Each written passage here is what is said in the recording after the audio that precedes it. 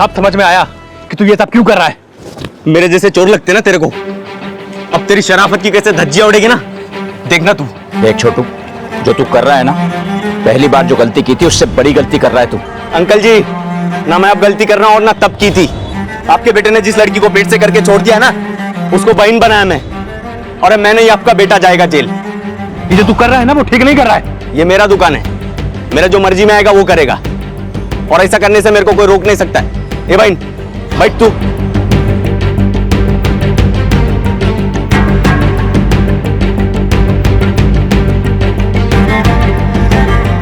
चलो बेटा चल।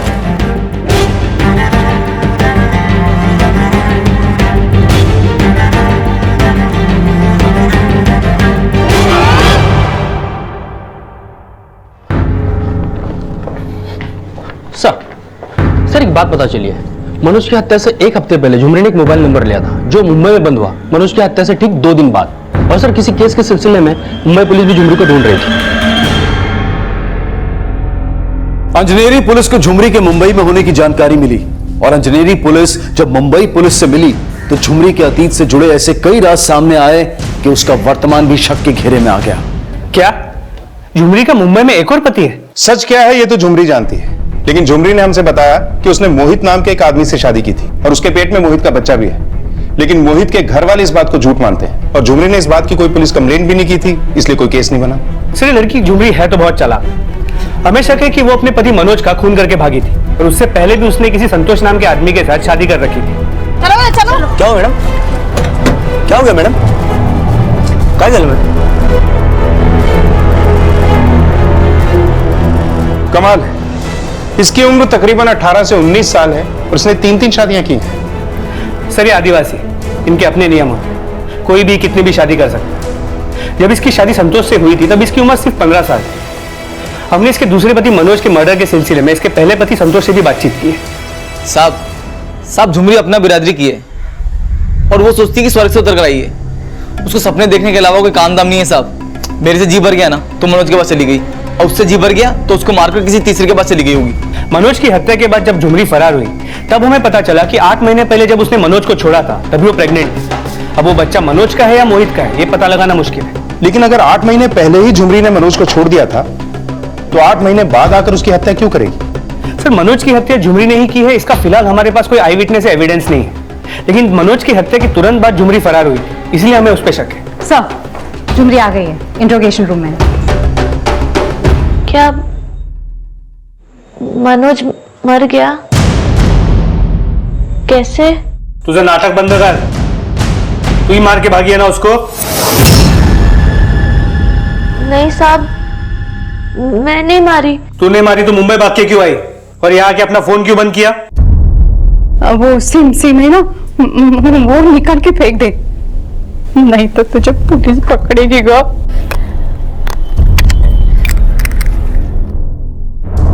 वो मेरा फोन खो गया था। होता ना मनोज। नहीं साहब, मैं कुछ नहीं की, सच में कुछ नहीं की तो यहाँ आके नया लफड़ा क्या खड़ा किया है तूने? हाँ, बच्चा किसका है? मनोज का? नहीं तो फिर क्या मोहित का? मोहित को फंसा के पैसे हटना चाहती है ना तू? तेरी माँ भी मिली है ना तेरे साथ, वो जानती थी ना तू मुंबई में है। नहीं साहब, आई को कुछ नहीं पता। मोहित जी को तो मैं पति मान ली है। पति मान लिए मतलब? मुंडी मत हिला, मुंह खोल के बोल। ये क्या लफड़ा खड़ा किया है तूने यहाँ पे? हाँ साहब, मैं सच में कोई लफड़ा नहीं की। मोहित जी सच में इस बच्चे के पिता है। मोहित जी, क्या कमी रह गई मेरी बेटी के प्यार में जो मुझे ये सब सुनने को मिल रहा है? समझी जी, ऐसी कोई बात नहीं है, वो लड़की झूठ बोल रही है। झूठ बोल रही है तो मुझे बताना चाहिए था ना, 2-3 हियरिंग में ही उसे जिंदगी भर के लिए अंदर कर देता, और मुझे तो किसी ने बताया नहीं। कहीं ऐसा तो नहीं कि वो लड़की सच्ची बोल रही हो? नहीं पापा जी, आप मेरा विश्वास कीजिए। देखिए, ना तो मैंने सीमा को कभी धोखा दिया है और ना ही कभी आगे दूंगा। वो लड़की झूठ बोल रही है।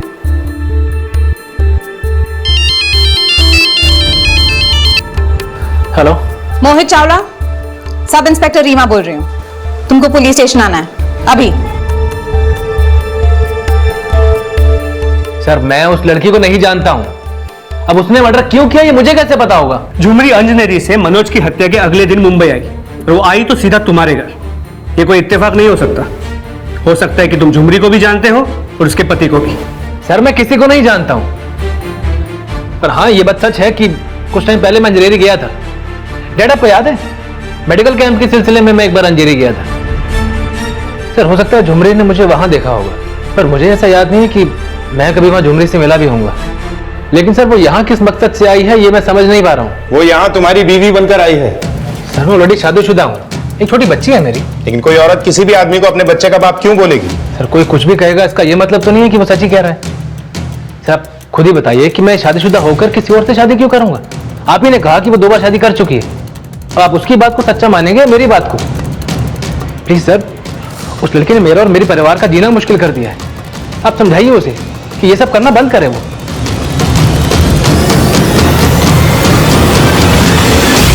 झुमरी का गर्भ 8 महीने का था और उसकी उम्र महज 18 साल की। और सबसे ज्यादा चौंका देने वाली बात यह थी कि संतोष और मनोज के बाद झुमरी मोहित को अपना तीसरा पति बता रही थी और वो अपने इस बयान पर भी कायम थी कि मोहित उसके पेट में पल रहे बच्चे का पिता है और उसने अपने दूसरे पति मनोज की हत्या नहीं की है। सबूतों के अभाव में अंजनेरी पुलिस ने मनोज मर्डर केस की सस्पेक्ट झुमरी को मुंबई में रहने की इजाजत तो दे दी, लेकिन वो अब भी शक के घेरे में थी। झुमरी के पेट में पल रहा बच्चा मोहित का था या नहीं, फिलहाल इस बात की पुष्टि डीएनए टेस्ट से नहीं की जा सकती थी और झुमरी मोहित पर केस भी नहीं करना चाहती थी। लेकिन वो मोहित द्वारा खुद सच स्वीकार करने का इंतजार कर रही थी और एक बार फिर से मोहित की हाउसिंग सोसाइटी के बाहर रहने आ गई थी। क्या सच के लिए लड़ने का ये झुमरी का हौसला ही था, क्या फिर कुछ और? अरे झुमरी, पुलिस काय के लिए लेके गई थी तेरे को? बैठ ना, बैठ। तू कुछ खाएगी क्या? मैं चाय और चकली लेके आते तेरे लिए। भाई तो बोलता है ना बहन, मोहित और चावला परिवार के खिलाफ है ना, केस कर दो। ऐसे सत्याग्रह करने से कुछ नहीं होने वाला है। नहीं भाऊ, ये मेरे और उनके बीच का मामला है। इसमें पुलिस क्या करेगी?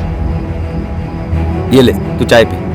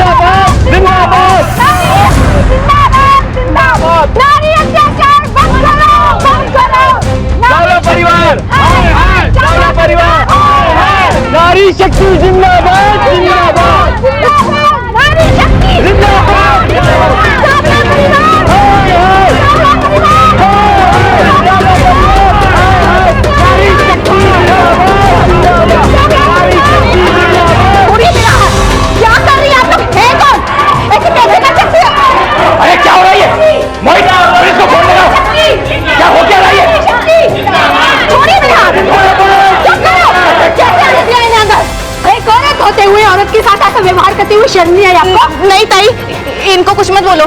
झुमरी तुम डरो मत, हम तुम्हारे साथ हैं और हमारे होते हुए तुम्हारे बच्चे को कुछ नहीं हो सकता। और तुम एक औरत के मासूम जज्बातों के साथ खेलते हुए शर्म नहीं आई तुम्हें? ऐसे आदमी को इसकी औकात दिखानी ही पड़ेगी। इन लोगों ने इस लड़की के साथ अन्याय किया है। मोहित जी ने कुछ नहीं किया है, मैं झूठ बोली थी। मोहित जी मेरे बच्चे के पिता नहीं है।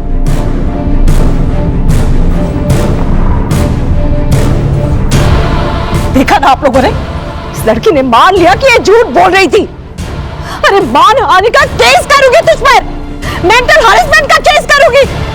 जब से आई परेशान करके रखा इस लड़की ने। ले चलो इसे। नहीं चलो इसे, चलो। पहले पति संतोष और दूसरे पति मनोज के बाद मोहित को अपना तीसरा पति बताने वाली झुमरी अब यह सरेआम स्वीकार कर रही थी कि उसने ना तो मोहित से शादी की थी और ना ही उसके पेट में मोहित का बच्चा है। और अगर यही सच था तो फिर उसने पहले झूठ क्यों बोला था? भले ही इस केस का केंद्र बिंदु झुमरी द्वारा बोला गया सच या झूठ था, लेकिन इस केंद्र बिंदु के इर्द गिर्द ऐसा बहुत कुछ हो रहा था जो कई और अपराध सामने लाने वाला था। ऐसे कई नए चेहरे और थे जो अब तक मुखौटे में थे। इस लड़की के दिमाग में क्या चल रहा है, कुछ भी समझना मुश्किल है सर।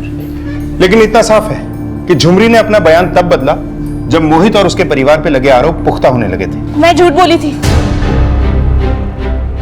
मोहित जी मेरे बच्चे के पिता नहीं है। झुमरी ने अपने सच को झूठ बोला या वो पहले से ही झूठ बोल रही थी, ये पता लगाना भी जरूरी है। सर, बाहर झुमरी के फादर है, आपसे मिलना चाहते हैं। चलो, तुम्हें साहब ने अंदर बुलाया। साहब, झुमरी एक नंबर की झूठी है। हमारे गांव की पुलिस जब झुमरी से मिलकर आई तो उन्होंने हमको झुमरी के बारे में सब बताया कि वो कैसे यहाँ एक इज्जतदार खानदान को बदनाम कर रही है। इसलिए साहब मैं आपसे मिलने को आया। इसका मतलब झुमरी इंजीनियरिंग से मुंबई ये बच्चों वाला झूठ बोलने आई थी, या फिर सच वो है जो इंजीनियरिंग पुलिस को लगता है कि झुमरी अपने पति मनोज का मर्डर करके यहाँ आई? साहब, वो यहाँ क्यों आई और उन लोग से बच्चे का झूठ क्यों बोला, मुझे कुछ समझ में नहीं आ रहा। कहीं ऐसा तो नहीं कि तू ही अपने किसी मतलब के लिए उससे ये झूठ बुलवा रहा है? नहीं साहब, मैं तो खुद हैरान हूं इस बात से। जब 15 साल की थी ना साहब, तो मैं उसकी शादी संतोष से कराया, लेकिन वो उसको छोड़कर मनोज के साथ भाग गई। और जब मनोज को छोड़ के आई तो पेट में बच्चा लग के बैठी थी।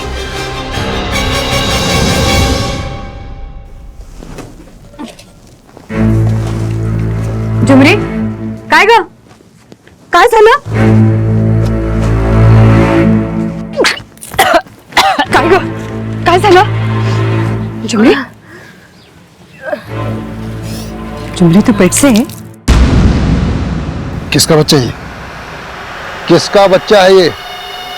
वो तो हम लोग को भी नहीं बोली कि उसके पेट में किसका बच्चा है। तो तुमने उसके दूसरे पति मनोज से बात नहीं की? की थी साहब, लेकिन वो तो कुछ और ही बोल रहा था। झुमरी के पेट में मेरा बच्चा नहीं है, मुझे क्या मालूम कहां मुंह काला करके आई है वो। झुमरी की वजह से बहुत नीचा देखने को मिला। लेकिन ये बच्चा है किसका, ये तो पता किया होगा तुमने? साहब, होगा किसी का, वो आपको थोड़ी बोलती थी। मतलब तुम्हें लगता है कि ये बच्चा मोहित का नहीं है? इतना बड़ा डॉक्टर झुमरी जैसी गांव वाली लड़की को इतना भाव क्यों देगा? सर, झुमरी का बाप तो खुद झुमरी को ही गलत बोल के चला गया, एक बार भी उसको छोड़ने के लिए नहीं बोला। झुमरी का भविष्य अब खुद झुमरी ही तय करेगी। कोर्ट में वो क्या बयान देती है वो ये तय करेगा कि झुमरी और उसके बच्चे की जिंदगी अब जेल की सलाखों के पीछे गुजरेगी या उसकी जिंदगी की नियति कुछ और है।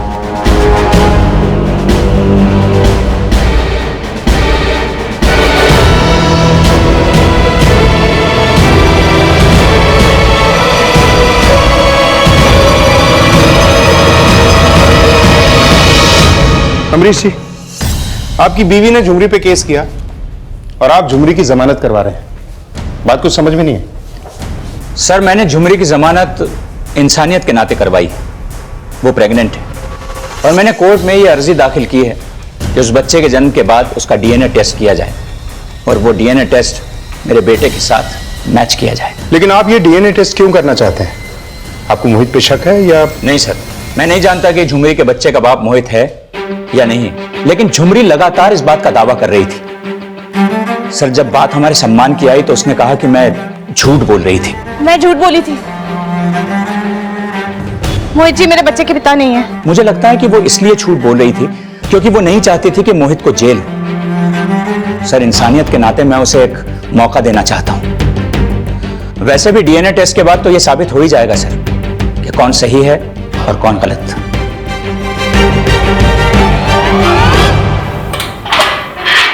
चलो, तुम्हारी जमानत हो गई है।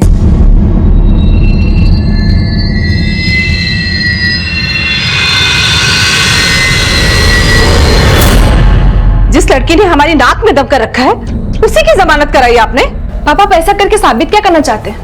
क्या आपको मोहित पर शक है? मैं किसी पर शक नहीं कर रहा हूं, मैंने उसकी जमानत सिर्फ इसलिए करवाई है क्योंकि वो प्रेग्नेंट है। अगर वो चाहती तो एनजीओ वाले हम सबको जेल में डाल देते, ऐसा उसने होने नहीं दिया। पापा, उसने ऐसे इसलिए नहीं होने दिया है क्योंकि वो जानती है उसने झूठ बोला है। वो ये बात कोर्ट में कबूल भी कर चुकी है। अगर वो झूठी ही है तो क्या फर्क पड़ता है वो अंदर रहे बाहर रहे।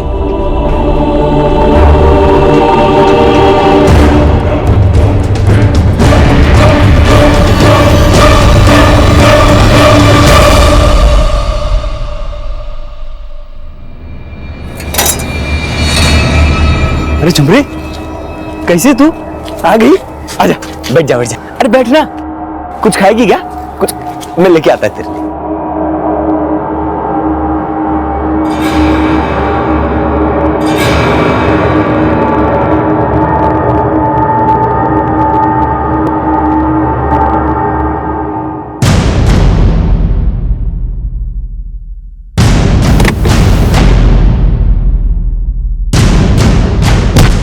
क्या बात है साहब, दोबारा काहे को याद किया? तुमने पैसे लेकर मेरे कहने पर पुलिस को झुमरी के बारे में गलत बताया था, लेकिन अब तुम्हें एक काम और करना होगा। हाँ बोलो ना साहब, क्या काम? पैसे के लिए मैं कुछ भी करेगा। तुम्हें झुमरी को मारना है। कल सुबह का सवेरा झुमरी नहीं देखेगी, तुम आज रात को ही खत्म कर दो उसे।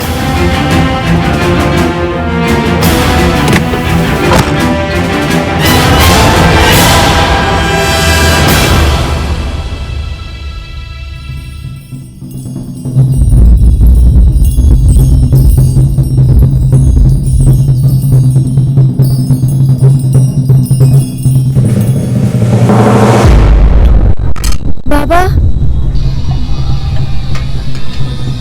तू यहाँ? भाऊ, ये मेरे बाबा है। नमस्कार काका, बसा ना।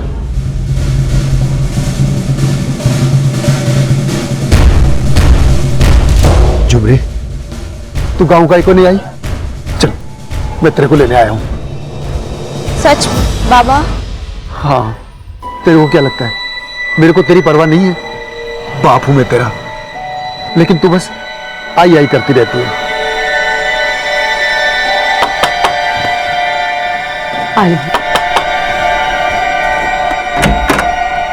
मेरे पैसे नहीं दिए तूने? भाऊ, 2 दिन से मुझे मजदूरी नहीं मिली है, मैं थोड़े दिन में आपको पैसे दूंगी। कल दे देना, मैं तो पुलिस को बता दूंगा मनोज को किसने मारा है। नको नको भाऊ, असं नका करो, मैंने बोला ना, मैं दे देगी पैसा।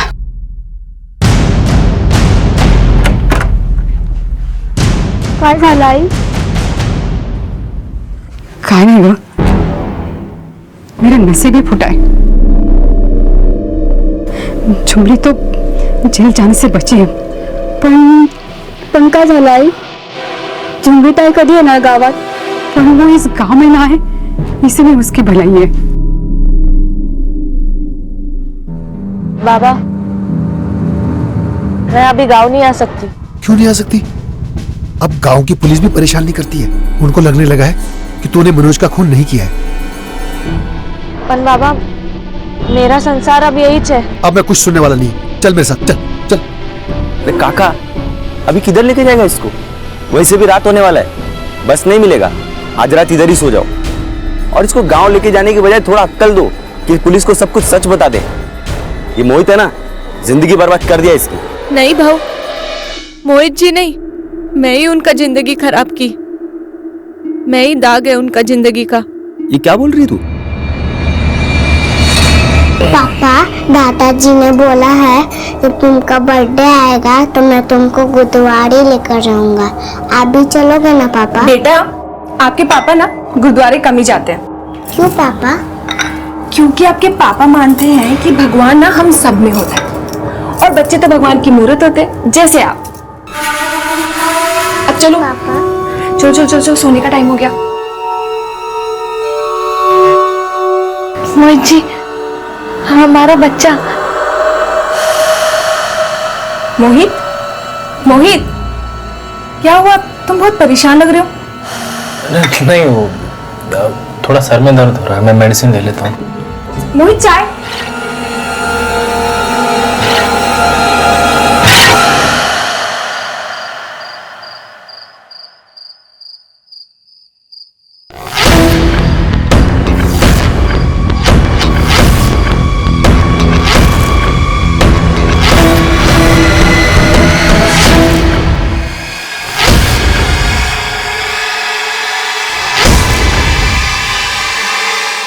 जग्गू, तुमने मारा तो नहीं ना झुमरी को? उसको मारना मत तुम।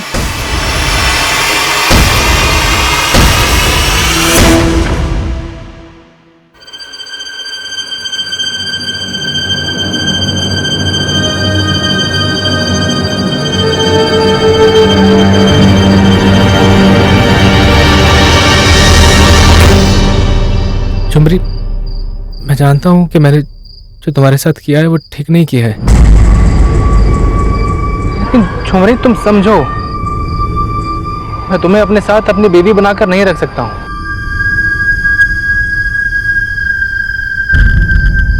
झुमरी, हमारे भी जो कुछ भी हुआ है ना, वो मेरी भूल थी। मोहित जी, हमारा बच्चा। मैं नहीं जानता ऐसे। कौन हो तुम? चलो निकलो बाहर, चलो निकलो।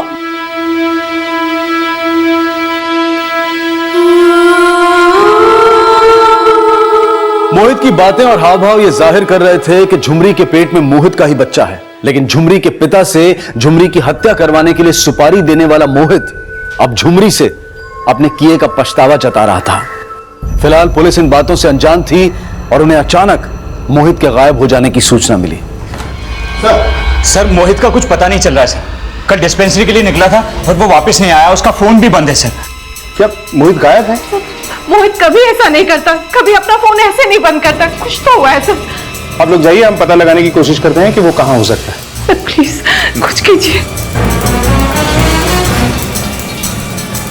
सर कहीं ऐसा तो नहीं कि मोहित इसलिए गायब हो गया क्योंकि उसको डर था कि अगर झुमरी का डीएनए हुआ तो वो फंस जाएगा?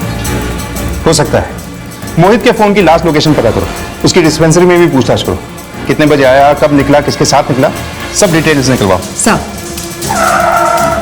मैडम, डॉक्टर मोहित सुबह 10 बजे आ गए थे और शाम को 6:30 बजे तक चले गए थे। कैसे गए थे? मैम, वो अपनी कार से ही आते जाते हैं।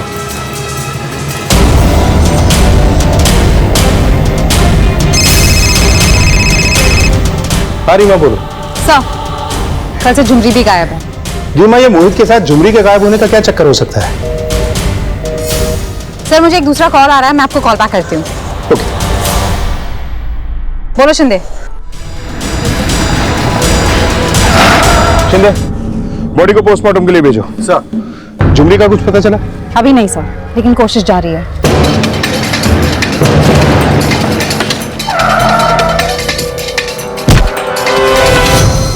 झुमरी कहाँ है? मेरे को नहीं मालूम मैडम। चेक करो आसपास। मैं तो रात को चला गया था। कहाँ चला गया? अपनी खोली पे। मैं उधर ही सोता रात में। मैं सोचा बेचारी अकेली, उसको जगा दिया। सुबह में आके देखा तो इधर मिली नहीं। उसका सामान भी इधर ही है मैडम।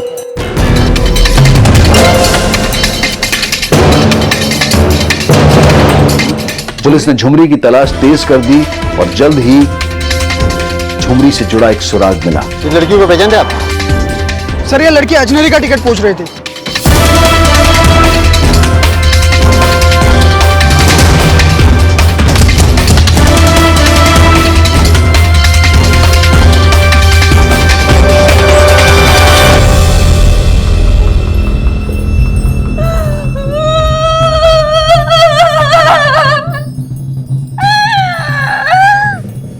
नाटक बंद करिए।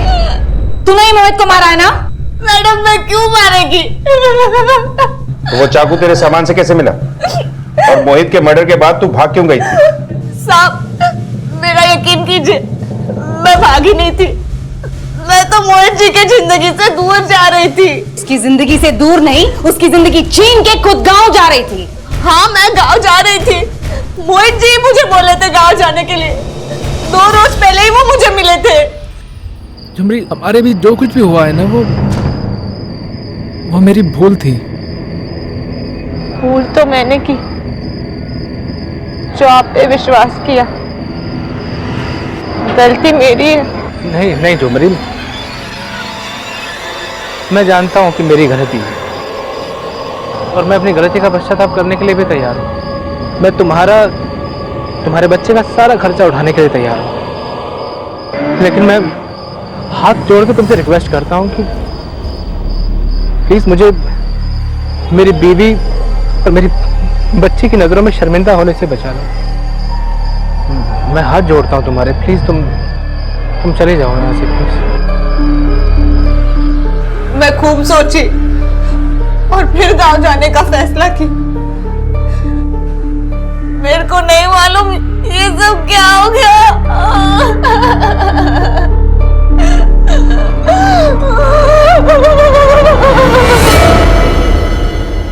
कहा था ना मैंने, उस लड़की की जमानत मत करवा। अपने बच्चे के लिए तो हमें परेशान कर रही थी, और उसने क्या किया, हमसे हमारा बच्चा ही छीन लिया।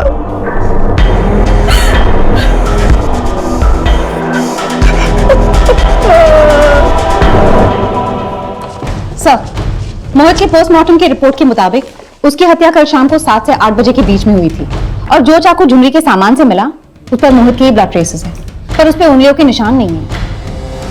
मतलब साफ है कि उंगलियों के निशान मिटाए गए। मुझे नहीं लगता कि झुमरी जैसी लड़की इतना दिमाग लगा सकती। हो सकता है कि किसी और ने मोहित का खून किया और चाकू झुमरी के सामान में रख दिया ताकि झुमरी को फंसाया जा सके। हो सकता है सर। सर, मैंने मोहित के कॉल रिकॉर्ड भी चेक किए। उसके मुताबिक कल शाम को 4 बजे आखिरी कॉल उसकी बीवी सीमा ने किया था। ठीक है, सीमा को बुलाओ। और रीमा? सर, मैंने मोहित के कॉल रिकॉर्ड भी चेक किए। उसके मुताबिक कल शाम को 4 बजे आखिरी कॉल उसकी बीवी सीमा ने किया था। ठीक है, सीमा को बुलाओ। सर, जब से झुमरी आई, मोहित स्ट्रेस में अपने खाने पीने का बिल्कुल ध्यान नहीं रखते थे। बस मोहित से यही पूछने के लिए उन्होंने खाना खाया नहीं खाया, मैंने उन्हें फोन किया था। अच्छा, मोहित ने तुम्हें बताया था कि वो कहाँ जाने वाला है, किससे मिलने वाला है? तो कुछ भी ऐसा जो तुम्हें अजीब लगा हो? सर, वो बहुत परेशान थे। किस बात से परेशान थे? सर, मैंने अभी आपको बताया ना, उनकी परेशानी की वजह सिर्फ झुमरी थी। और सर, मुझे तो लगता है कि उस झुमरी ने ही उनके साथ कुछ किया होगा। लेकिन ऐसा भी तो हो सकता है कि झुमरी को फंसाने के लिए किसी और ने मोहित को मारा हो। तुम्हें शक है किसी पे? हाँ सर, वो चाय वाला छोटू सर, वो भी मोहित से चिढ़ता था। और सर, मुझे तो लगता है कि मोहित को नीचा दिखाने के लिए उसने ही जानबूझकर झुमरी को अपनी टपरी पर रखा था। ये छोटू क्यों चिढ़ता था मोहित से? सर, वो एक्चुअली 6 साल पहले मोहित के बयान की वजह से छोटू पॉकेट मारने के जुर्म में जेल गया था। और हाँ सर, उस दिन वो एनजीओ वालों को भी छोटू ने बुलाया था झुमरी के लिए।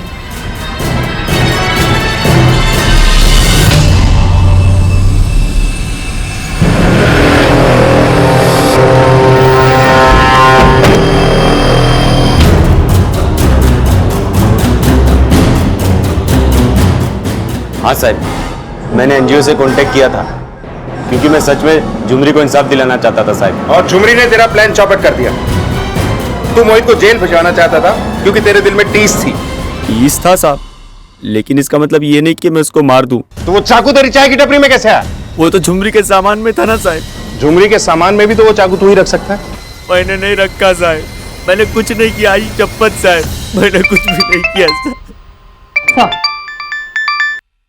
झुमरी अब उस बच्चे को जन्म देने वाली थी जिसे मोहित का बच्चा मानने और ना मानने के सवाल अब भी खड़े थे। लेकिन झुमरी के सामान से मिले चाकू पर झुमरी के फिंगरप्रिंट्स नहीं थे, और मोहित की बिल्डिंग के वॉचमैन का एक बयान मोहित की हत्या में किसी और का हाथ होने के भी संकेत दे रहा था। मैडम जी, जिस रात मोहित साहब के लापता होने का पता चला था, तब छोटू के जाने के बाद मैंने चाय के टपरी पे किसी को जाते हुए देखा था।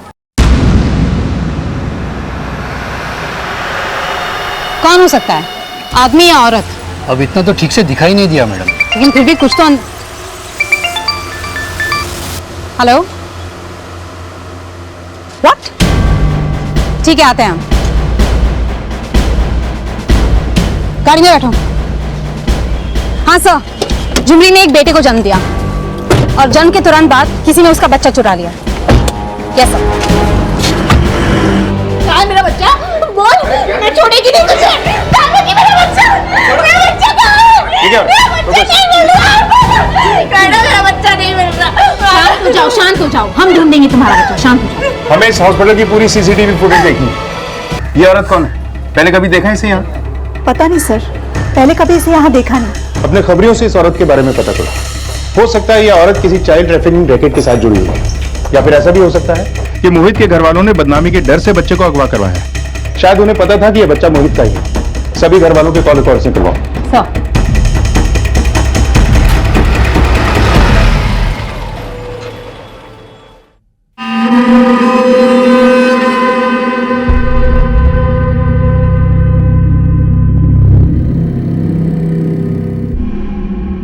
झुमरी, आई झुमरी, सर,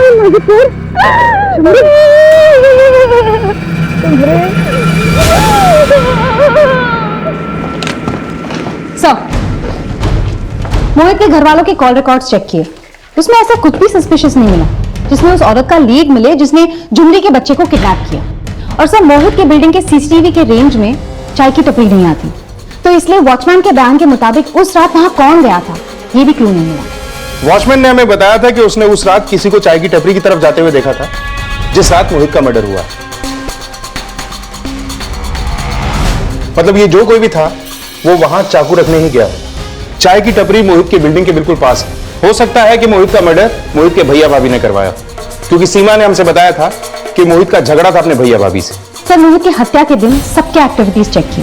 हत्या के दौरान मोहित के भैया और भाभी अंधेरी में थे और उसके पेरेंट्स और उसकी वाइफ फोन की लोकेशन के मुताबिक उसी लोकेलिटी में थे। जहां मोहित की लाश मिली वो जगह इसकी लोकेलिटी के बिल्कुल करीब है।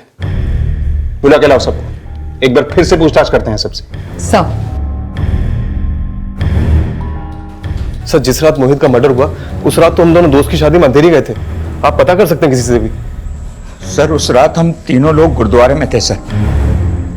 लौट कर आए तो पता चला कि मोहित घर लौटा ही नहीं है। और फिर सर, बोल रही हूँ आपसे, झुमरी नहीं मारा मेरे बेटे को। जब से आई हमारा सुख चैन सब छिन गया है और उसी ने अपने बेटे को भी गायब कराया ताकि उसका झूठ ना पकड़ा जाए। सर, इनके मुताबिक मोहित की हत्या ही नहीं बल्कि झुमरी के बच्चे की किडनैपिंग में भी खुद झुमरी का ही हाथ है। इन सब की एलिबाई चेक करो। और वो चाकू कहां से खरीदा गया था, कुछ पता चला? सर, फिलहाल तो कोई क्लू नहीं है, लेकिन कोशिश जारी है।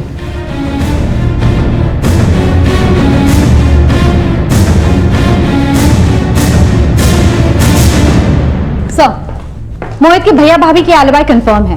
हत्या के वक्त मोहित के भैया और भाभी अंधेरी में एक वेडिंग फंक्शन में थे और मोहित के माँ बाप और उसकी बीवी गुरुद्वारे में थे।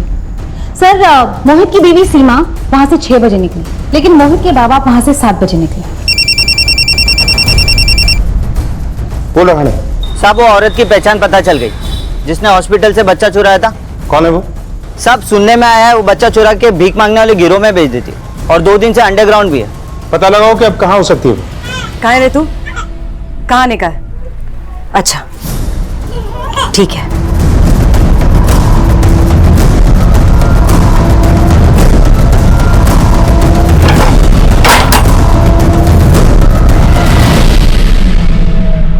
हाँ, मैं गुरुद्वारे से 6 बजे निकल गई थी। तो क्या आप लोग जानना क्या चाहते हैं? मोहित का मर्डर 7 बजे हुआ था। तुम गुरुद्वारे से 6 बजे निकलने के बाद घर पहुंची 7:30 बजे। सर, आप कहना क्या चाहते हैं? हो सकता है मोहित का मर्डर तुम नहीं किया हो। मोहित का मर्डर मैं क्यों करूंगी? क्योंकि तुम्हें लगता था कि झुमरी के पेट में मोहित का बच्चा है, इसलिए पहले तुमने मोहित को मारा, उसके बाद बच्चा चुरा लिया, ताकि ये प्रूव ना हो सके कि झुमरी के पेट में मोहित का बच्चा है और तुम पे शक भी ना जाए। आप लोग कुछ भी सोच रहे हैं। मैं गुरुद्वारे से निकल के सीधा 6 बजे मार्केट गई थी। सब्जी और किचन का सामान खरीदने में 1.5 घंटा तो लगेगा ही ना। और आप लोग सोच रहे हैं कि उस 1.5 घंटे में मैंने अपने पति मोहित का मर्डर कर दिया। आप लोग गलत सोच रहे हैं। मुझे अपने पति मोहित पे यकीन था, भरोसा था कि वो मुझे कभी धोखा नहीं दे सकते। वो बच्चा उसका नहीं था।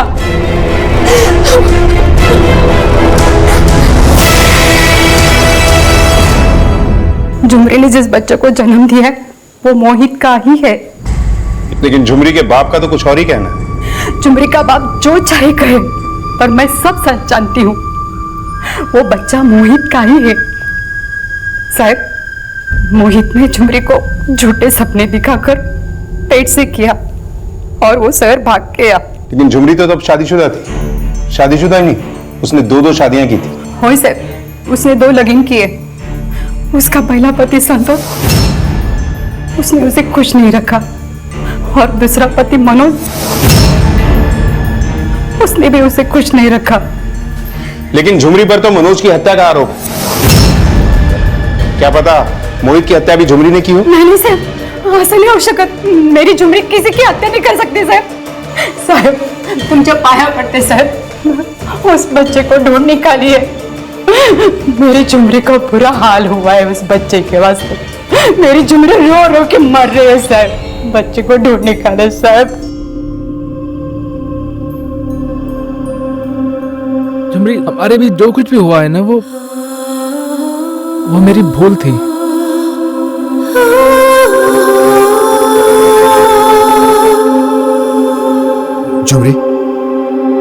क्या सोच रही है? मैं जानता हूं उस रात जो मैं करने जा रहा था ना, वो ठीक नहीं था, लेकिन तुम पुलिस को मत बताना, और मैं भी तुम्हारा और तुम्हारी आई का राज किसी को नहीं बताएगा।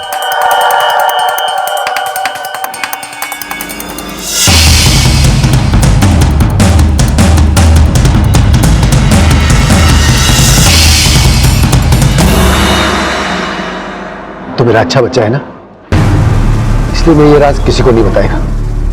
बच्चा? मेरा बच्चा कहाँ है बाबा? मेरे को क्या मालूम कहाँ है।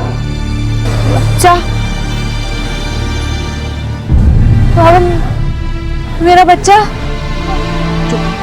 जुमरी, मेरा बच्चा? जुमरी, जुमरी, जुमरी। सर, मैंने सीमा का एलिबाई चेक किया। गुरुद्वारे से निकलने के बाद वो मार्केट में थी।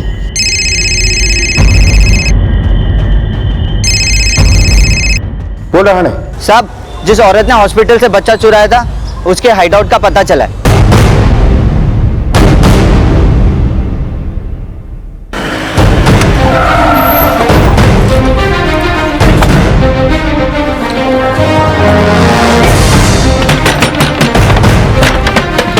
अरे बच्चा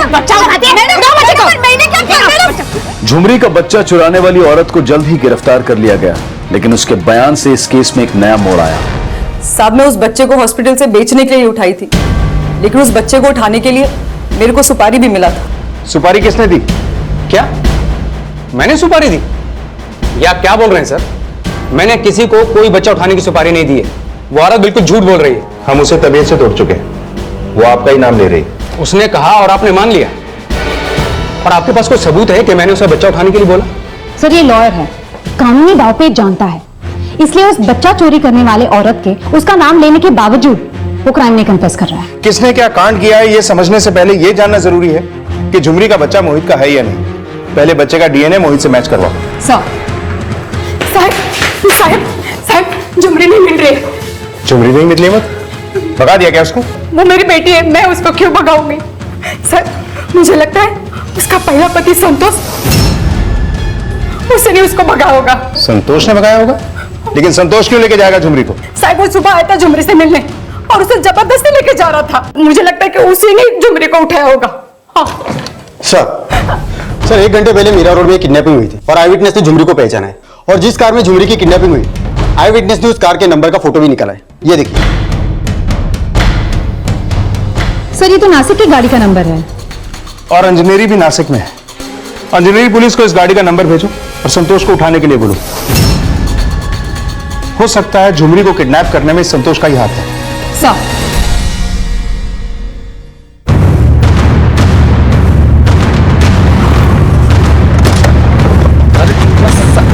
अंदर बता साहब, कहाँ है झुमरी? सब सच्ची बोलता है साहब, झुमरी को मैंने नहीं उठवाया साहब, यकीन मानो मेरा। तो मुंबई क्यों गया था उससे मिलने के लिए? सर मैं तो उसको वापस चाहता था साहब।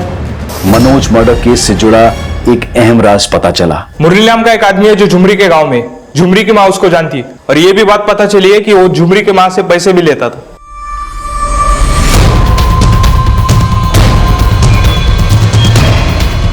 पुलिस ने जब मुरली को अरेस्ट किया तो उसके द्वारा कमला को ब्लैकमेल करने का असल राज सामने आया।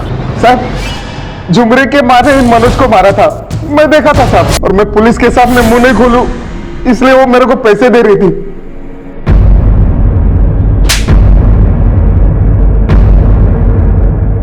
हाँ साहब, मैं ही मारी मनोज को, क्योंकि उसका मुंह मेरी बेटी की जिंदगी खराब कर दी थी। और ऐसे ही तूने मोहित को मारा होगा क्योंकि तुझे लगा वो भी तेरी बेटी की जिंदगी खराब कर रहा है। नहीं सर, मैंने मोहित को नहीं मारा, मैंने उस कमीने मनोज को ही मारा साहब, क्योंकि वो मेरी बेटी को बेचना चाहता था। बेचना चाहता था? हाँ सर, इसी वास्ते तो झुमरी उसको छोड़ के आई। साहब, उस दिन मैंने देखा मनोज झुमरी के बाबा को पैसे दे रहा था और बोला झुमरी को उसके पास भेज दे। मैं झुमरी को शहर भगाई क्योंकि उसका बाप ही अपनी बेटी को बेचना चाहता था, और मैं जानती थी कि मनोज उसको शहर में किसी भी हालत में ढूंढ निकालेगा, इसलिए मैंने मनोज को मार दिया। कमला के बयान के आधार पर अंजनेरी पुलिस ने झुमरी के पिता को भी रिमांड पर ले लिया। मैंने मनोज के साथ सौदा किया था और इसीलिए तूने झुमरी को उठवा लिया? हाँ नहीं साहब, मैंने कुछ नहीं किया साहब। इसकी तब तक धुलाई करो जब तक ये पूरी सच्चाई ना बता दे। मैंने कुछ नहीं किया साहब। झुमरी के पिता की इंटेरोगेशन में यह राज भी सामने आया कि मोहित ने झुमरी के पिता को झुमरी को जान से मार देने की सुपारी दी थी, लेकिन इसके बाद जो बयान सामने आया उसने पुलिस को भी सख्ते में डाल दिया। साहब, जो लोग मनोज से झुमरी को खरीदने का सौदा किए थे वो लोग मेरे पास आए थे, क्योंकि उन्होंने मनोज को सौदे का पैसा दिया था, लेकिन मैं उनको बोला झुमरी शहर में है, इसके अलावा मुझे कुछ नहीं मालूम साहब, इसके अलावा मुझे कुछ नहीं मालूम। सर, झुमरी की किडनैपिंग के पहले वो वैन एक ढाबे की सीसीटीवी में कैप्चर हुई थी। सर, ये रहा उसका फोटो।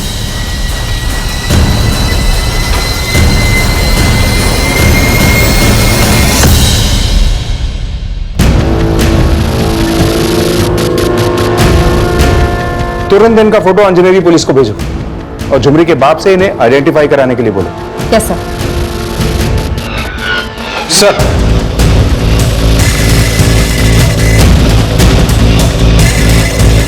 हाँ सर, ये वही लोग हैं जिन्होंने मनोज को पैसे दिए थे।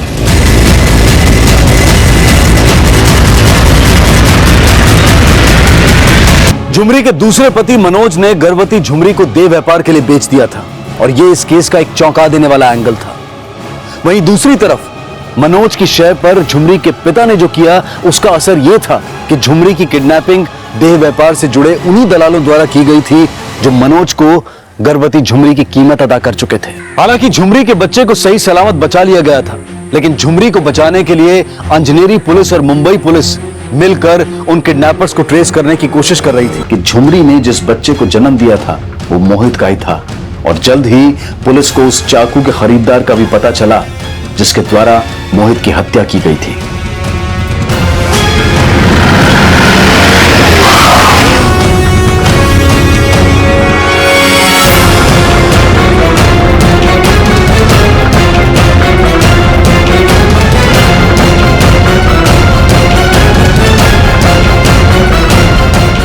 सीमा, ये काम अकेली सीमा का नहीं हो सकता।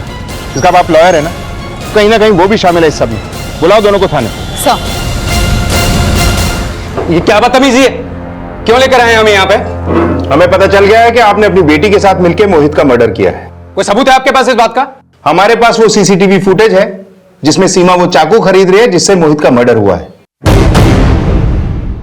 अब आगे की कहानी आप लोग सुनाएंगे। शुरू हो जाइए।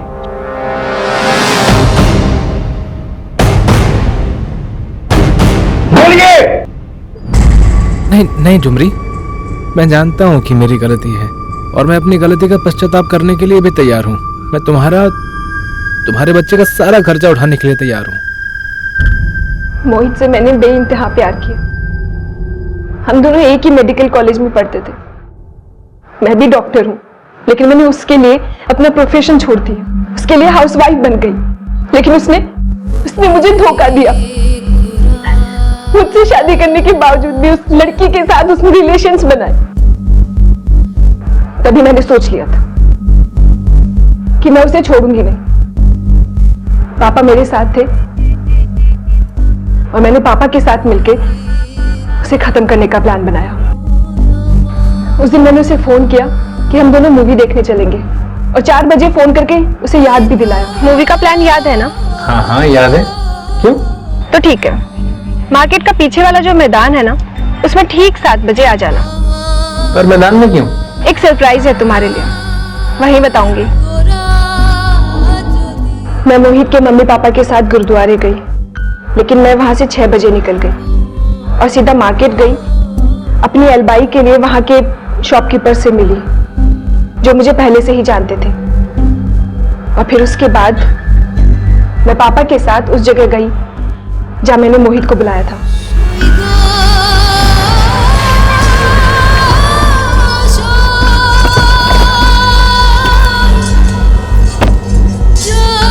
ईमान, पापा के साथ? कहा था ना एक सरप्राइज है तुम्हारे लिए। आप पेशे से एक वकील, जनता विश्वास करती है आप पर। जब आप जैसे लोग ही कानून के साथ खिलवाड़ करेंगे तो तो जनता को क्या सीख मिलेगी? आप जैसे लोग धब्बा हैं अपने डिपार्टमेंट पे भी और इस समाज पे भी।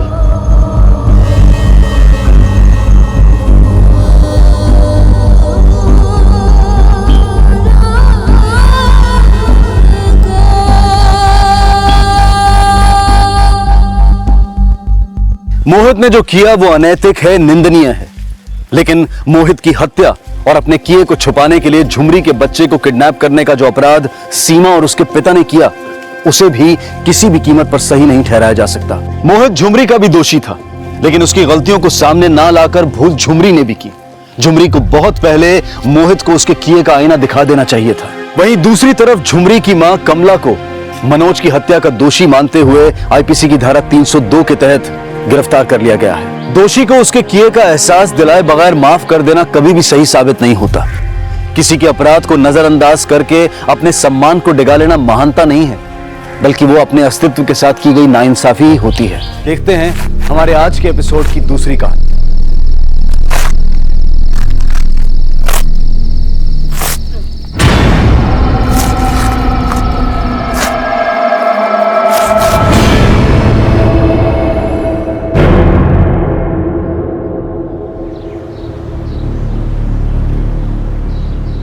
रीना, अभी तक हुआ नहीं काम? बस हो जाएगा 5 मिनट में। तू हर रोज स्कूल का कपड़ा क्यों पहन के आती है? तू स्कूल जाती है? नहीं मैडम, स्कूल तो आई ने 2 साल पहले ही छुड़वा दी। बोली कि मैं स्कूल जाऊंगी तो भाव नहीं पढ़ पाएगा, और भाव नहीं पढ़ पाएगा तो वो बड़ा जॉब नहीं कर पाएगा, फिर पैसा कहाँ से आएगा? हम लोग गरीब है ना।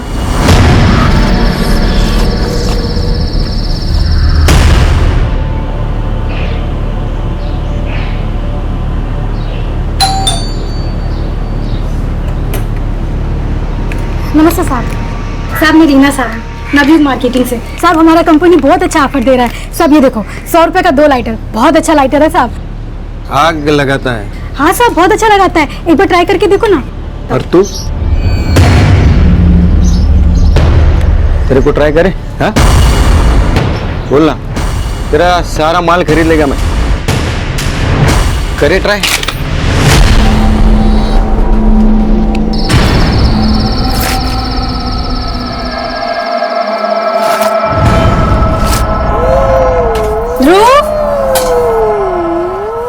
चल बेटा, आजा खाना खाने। आई, मैं ये नहीं खाऊंगा। पिंकी भी पिज्जा खाती है, मैं भी खाऊंगा अभी। बेटा अभी दाल चावल खा ले, उसके बाद तेरी आई का प्रॉमिस, ध्रुव जो बोलेगा आई सब लाके देगी। पक्का? एकदम पक्का। ठीक है, चला कर।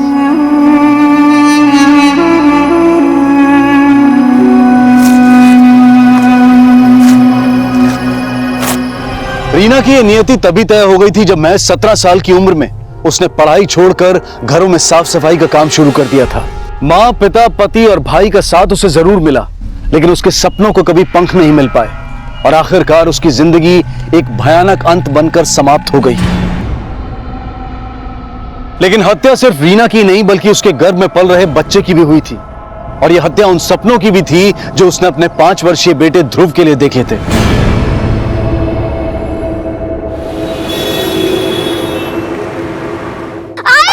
चुप कर, लड़ू नकोस। आई! चुप। आई! गप्पा बस बोला ना, चुप कर, चुप हो जाएगा। रोएगा ना तो भूत आएगा, समझा?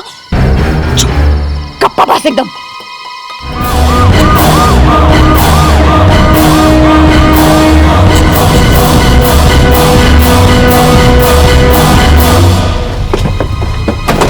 सब मैंने आपको कॉल किया था। सब मैं उस पार रहता हूँ, मेन रोड से जाने को टाइम लगता है, इसलिए मैं ये जंगल के रास्ते से जा रहा था। मैंने वहां पर एक गोनी देखी, उस पर खून के धब्बे थे, सर वो दिखे।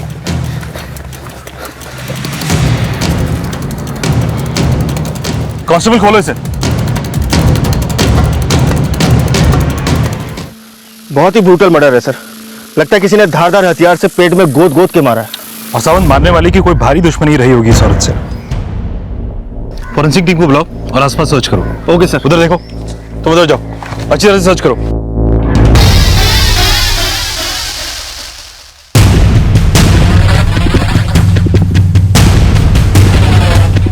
सर ये देखिए खून के निशान। इस इसका मतलब पहले कोई बॉडी को गोनी में भरकर यहां लाया और उसके बाद गोनी को खींचकर वहां डंप कर दिया। यहां पर और बॉडी पर जो खून है वो काफी फ्रेश है। शायद मर्डर कल रात को हुआ है, जिसके बाद बॉडी को एक व्हीकल में लाकर यहां पर डंप कर दिया गया। यहां पर आने वाले रास्तों पर पूछताछ करो, हो सकता है कि कोई लीड मिले। Okay sir. सर इस औरत के पास से ऐसा कुछ नहीं मिला जिससे इसकी पहचान हो सके। इसको मारने वाला इतना शाना तो होगा कि इसके पास ऐसी कोई चीज ना छोड़े जिससे इसकी पहचान हो सके, मगर हो सकता है कि औरत आसपास की हो। पूछताछ करो, शायद कोई क्लू मिले। Okay sir. पुलिस के लिए रीना फिलहाल एक अज्ञात लाश थी और पुलिस उसकी पहचान पता करने के लिए हर संभव प्रयास कर रही थी। 3 दिन बीत चुके थे लेकिन रीना की पहचान की कोई लीड नहीं मिली थी। रीना के बेटे ध्रुव का भविष्य ताक पर था। क्या ध्रुव का बचपन रीना से भी ज्यादा भयानक बनने वाला था? क्या ध्रुव सुरक्षित हाथों में था? देख, यहाँ बिल्कुल शांति से रहना और कोई किचकिच नहीं, समझा?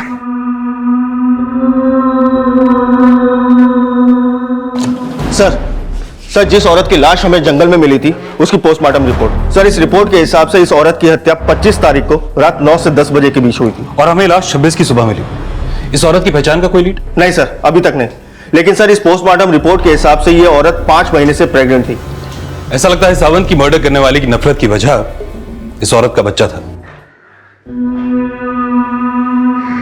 साहब जी, हमको बड़े साहब से बात करने का है। देखिए बड़े साहब अभी बिजी है, बताइए क्या हो गया?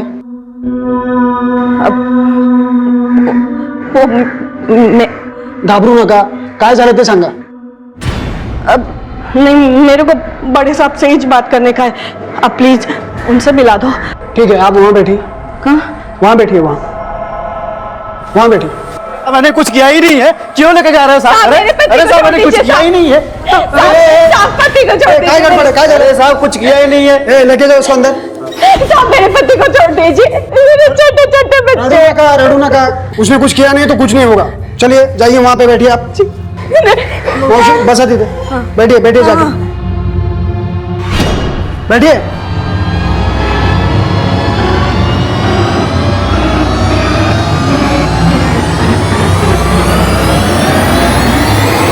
इस औरत की बॉडी पे ना तो कोई मंगलसूत्र था और ना ही सिंदूर, मगर इसने साड़ी पहनी हुई थी। अगर ये औरत हिंदू है तो मामला किसी इलेजिटिमेट रिलेशनशिप का हो सकता है या फिर शायद ऑनर किलिंग का। सर एक औरत आई है और आपसे मिलना चाहती है। कौन है वो? सर टीका बोलनी नहीं, बस कह रही है कि साहब से ही बात करेंगे। ठीक है, बुलाओ उसे।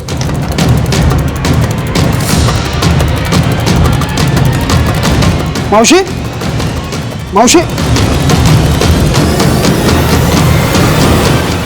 यहां पर एक औरत बैठी थी, कहां गई? सर यहीं तो बैठी थी, उसके साथ एक बच्चा भी था। कह रही थी कि बड़े साहब से मिलना है, बड़े साहब से मिलना है, लेकिन पता नहीं आपको मिले बिना क्यों निकल गए। हो सकता है कि पहले भी किसी केस के सिलसिले में यहाँ पर आई हो। सर मैंने तो इसे पहले कभी यहाँ नहीं देखा। तुम एक काम, एक्सक्यूज मी सर, कुछ और भी बोला उसने? हाँ पाटिल बोला। सर खांडा मार्केट में एक पानीपुरी वाला मिला है, उसने उस औरत की फोटो को आइडेंटिफाई किया है जिसकी लाश पनवेल जंगल में मिली थी। वो औरत अक्सर उसके ठेले पे पानीपुरी खाने आती थी। भैया पुराना वाला तीखा नहीं था, अभी तीखा दे बना। आई तीखा खाने के बाद जलेबी खाएगी?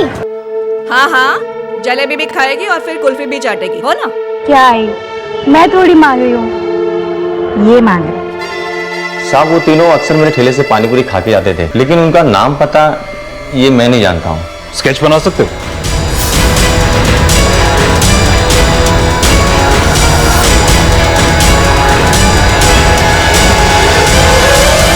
हाँ साहब यही है। दिखाओ। सर ये तो वही औरत है जो पुलिस स्टेशन में आपको मिलने के लिए आई थी और बाद में किसी को भी बिना बताए चली गई। हॉल का सीसीटीवी फुटेज निकालो। जी सर।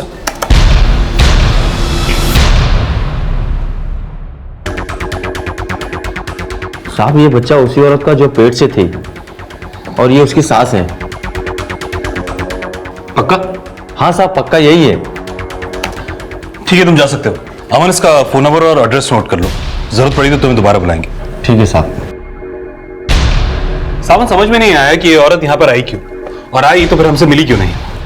सर कहीं ऐसा तो नहीं कि ये औरत इस औरत की मिसिंग कंप्लेंट लिखवाने आई हो? इस औरत की मौत तो 4 दिन पहले हुई, तो फिर ये 4 दिन के बाद क्यों आई? और अगर ये मिसिंग कंप्लेंट लिखवाने आई तो फिर ये हमसे मिली क्यों नहीं? इस औरत के यहां आने और यहां से जाने के पीछे का राज तो इससे मिलकर ही समझ में आएगा। ये लोग खंडा मार्केट के आसपास के ही होंगे जहां पर ये पानी पूरी खाना जाया करते थे। पता करो ये कहां रहते थे। Okay sir.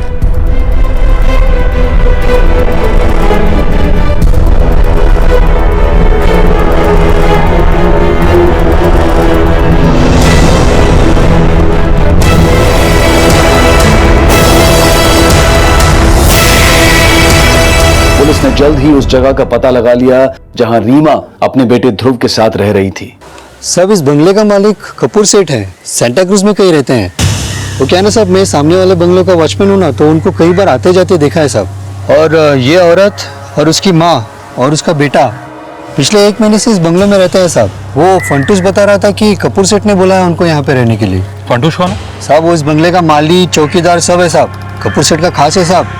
लेकिन पिछले कई दिनों से साहब ये चारों यहाँ से गायब है और यहाँ पे ताला भी लगा है साहब। इनमें से किसी का नंबर है तुम्हारे पास? सब मेरे पास फंटूस का नंबर है। तो 989। इस औरत, इसकी माँ और इसका बेटा, इनके नाम जानते हो तो? साहब इस बुढ़िया का नाम तो नहीं जानता, पर ये औरत और उसके बेटे का नाम 1-2 बार फंटूस के मुंह से सुना था साहब। तुमको व्हाइट वाला मोबाइल का चार्जर चाहिए ना? लाता है। रीना, ये तुम्हारा सब्जी, ये लो। बड़ा जल्दी आ गया। आज हमको पत्ता गोभी का सब्जी खिलाओ ना। हाँ बिल्कुल, पत्ता गोभी तो ध्रुव भी बहुत शौक से खाता है। ए फंटूस, ये क्या है ना, रोज घास फूस लेके आ जाता है। कभी कभी तो मटन मच्छी लाया कर।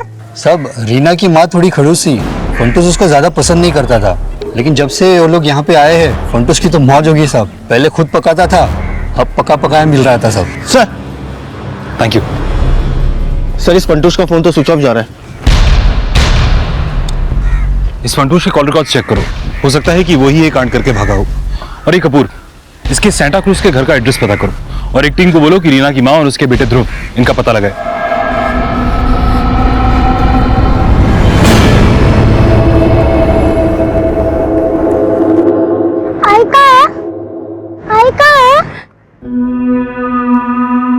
चल तो।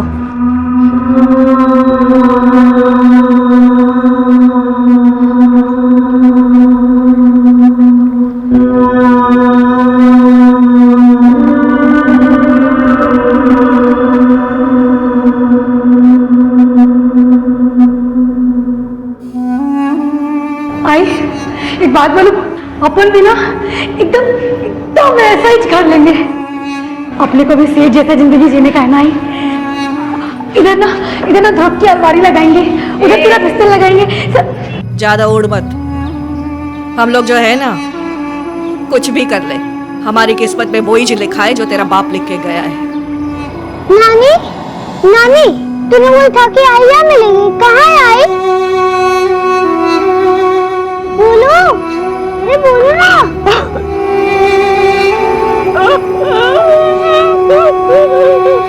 बोलो ना।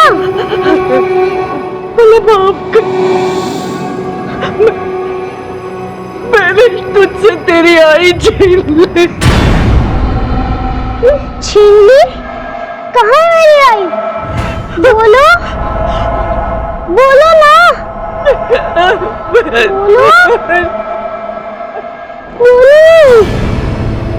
सविता रीना की वो विधवा मां थी जिसका हाथ बटाने के लिए रीना ने 13 साल की उम्र में घरों में बर्तन मांजना शुरू कर दिया था।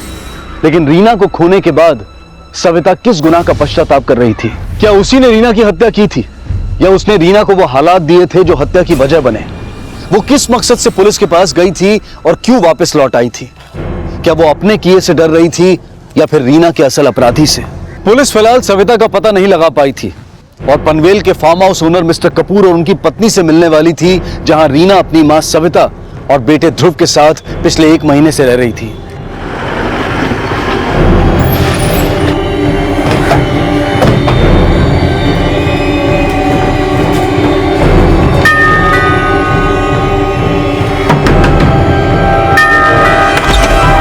कपूर साहब घर पर है?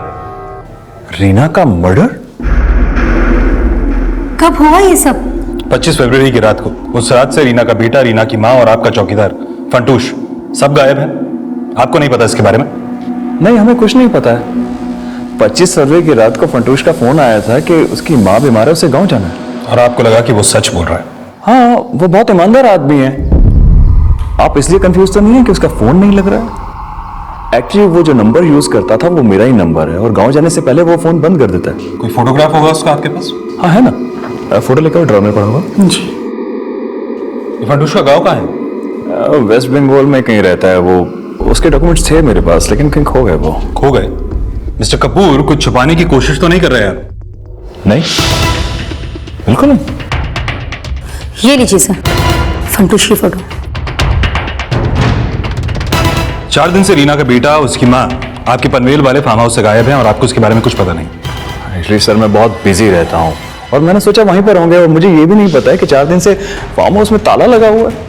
मिस्टर कपूर, हमें पता चला है कि रीना अपनी माँ और बेटे के साथ पिछले 1 महीने से आपके पनवेल वाले फार्म हाउस में रह रही थी। क्यों? मैं रीना को केयर टेकर बनाकर हम ही ने भेजा था वहां पर। Care taker? हाँ जी सर, दरअसल बात ये कि रीना हमारे यहाँ साफ सफाई का काम करती थी और हमेशा कहती थी कि उसे काम चाहिए और पैसे चाहिए। और पिछले महीने तो जब मैंने उसे पगार दी, ये लो तुम्हारी पगार, 100 रुपये बढ़ा दी जैसा बोला था। मैडम, मेरे को ना अपने लड़के को अच्छा से अच्छे स्कूल में पढ़ाने का है, पर आप तो जानते हो बाहर महंगाई कितना है। कोई और काम हो तो बोलो मेरे को, इतने में गुजारा हो नहीं पाता है। ठीक है, बता दूंगी। सर, रीना हमें भरोसे वाली लगती थी, तभी तो हमने उसे केयरटेकर की नौकरी पर रखा था। क्यों? फंटूश पर से भरोसा उठ गया था आप लोगों का? नहीं सर, ऐसा बिल्कुल भी नहीं है। एक्चुअली हमारा पनवेल का घर बहुत बड़ा है, जो फंटूश से अकेले संभलता नहीं था। वैसे भी ऑलमोस्ट सैटरडे संडे हम लोग वहां पर जाते रहते थे। हमने सोचा रीना वहां पर रहेगी तो घर मेंटेन रहेगा। 25 फरवरी को भी तो संडे था, हम श्योर आप वहीं पर रहे होंगे? हाँ, हम लोग वहीं पर थे, लेकिन हम वहां से सुबह सुबह भीमा शंकर घूमने के लिए चले गए थे, और वहां से हम लोग सीधा यहाँ पर आ गए। हमने सोचा नहीं था कि रीना के साथ इस तरह से हो जाएगा। रीना 5 महीने प्रेग्नेंट थी। प्रेग्नेंट? उसके पति को जानते हैं आप लोग? उसके पति नहीं, उसे पेट से करके छोड़ दिया होगा, पर हम उसके पति से कभी मिले नहीं। रीना रहती कहाँ थी? सर, वो अंधेरी में कहीं रहती थी। दरअसल हमने उसके डॉक्यूमेंट्स नहीं लिए थे, इसलिए उसका परमानेंट एड्रेस हमें नहीं पता है। रीना या उसकी माँ का कोई फोन नंबर तो होगा आपके पास? सर, रीना का नंबर तो है हमारे पास, पर उसकी माँ का नंबर नहीं है। नंबर लिखवाइए रीना का।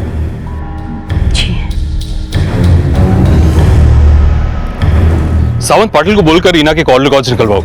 मुझे लगता है कि उसमें उसके पति का नंबर जरूर मिलेगा। और इस कपूर के फार्म हाउस का भी सर्च वारंट निकालते हैं।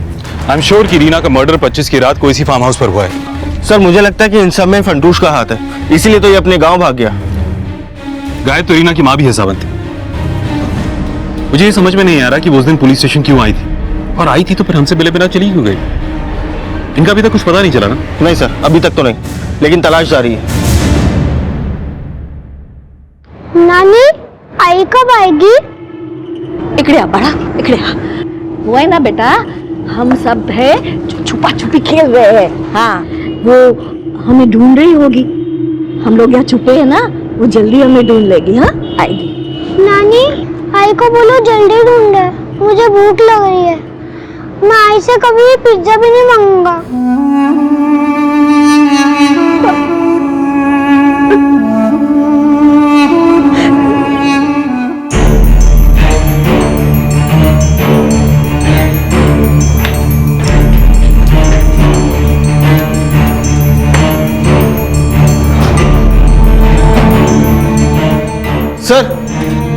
सर ये देखिए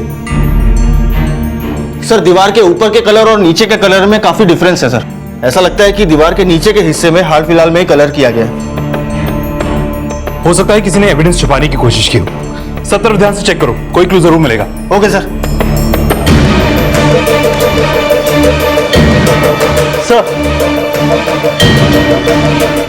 सर ये देखिए ब्लड स्टेन्स। ये ब्लड जरूर रीना का होगा, कंफर्म करो। Sure sir. देखिए सर, हमें नहीं पता है कि रीना का मर्डर यहां हुआ या कहीं और। पर अगर फंटूश को भागना था तो वो पेंट करके क्यों भागता? कुछ छुपा रहे हैं मिस्टर कपूर आप। सर, हमारे तो कुछ समझ में नहीं आ रहा कि ये अचानक से ये सब क्या हो गया। अच्छा, रीना की माँ और उसका बेटा कहाँ है? हमें नहीं पता। हमने सिर्फ रीना को काम पे रखा था। उसी ने बोला था कि वो अपनी माँ को अपने साथ रखना चाहती है, तो हम मान गए। हाँ, हमें फंटूश ने बताया कि कई बार रीना का और उसकी माँ का आपस में झगड़ा होता रहता था। और हाँ, रीना ने भी हमें यह बताया कि उसकी माँ से उसकी बनती नहीं थी। तो यह भी हो सकता है कि उसकी माँ ही उसका मर्डर कर भाग गई हो, क्योंकि वो भी मिसिंग है।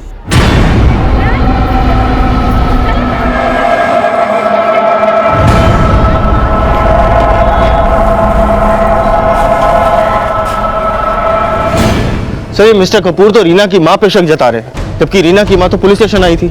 कहीं ऐसा तो नहीं कि वो अपना क्राइम कबूल करने आई हो और डर की वजह से वापस चली गई हो? क्राइम अगर रीना की माँ ने किया तो फिर फंटूश क्यों गायब हो गया सावंत? मुझे लगता है कि ये कपूर या तो फंटूश को बचा रहा है या फिर अपना क्या छुपाने की कोशिश कर रहा है। जिस दिन रीना की हत्या हुई उस रात इन दोनों की भी एलिबाई चेक करो और वेस्ट बंगाल पुलिस को फंटूश का एक फोटोग्राफ भेजो। जिस रात रीना का मर्डर हुआ उसके बाद जो भी ट्रेन वेस्ट बंगाल के लिए गई उनका रिजर्वेशन डेटा निकलवाओ। हो सकता है कि फंटूश का कोई लीड मिले। Okay sir. सर, रीना का नंबर अंधेरी की यादव चौल से रजिस्टर्ड है। उसका पूरा नाम रीना सावंत है। सर, रीना के नंबर पर किसी पंकज सावंत नाम के आदमी का बार बार फोन आता था। इस पंकज का नंबर भी उसी एड्रेस पर रजिस्टर्ड है जिस एड्रेस पर रीना का नंबर रजिस्टर्ड है। पाटिल, मुझे लगता है कि ये पंकज सावंत रीना का हस्बैंड हो सकता है। इसके बारे में और इंफॉर्मेशन निकालो। पंकज सावंत रीना का पति ही था, जिससे 6 साल पहले रीना ने लव मैरिज की थी। लेकिन पंकज से प्यार करना रीना की वो नादान भूल थी जो उस उम्र में अक्सर लोगों से हो जाती है। पंकज और पुलिस की मुलाकात इस केस को 6 साल पीछे ले जाने वाली थी।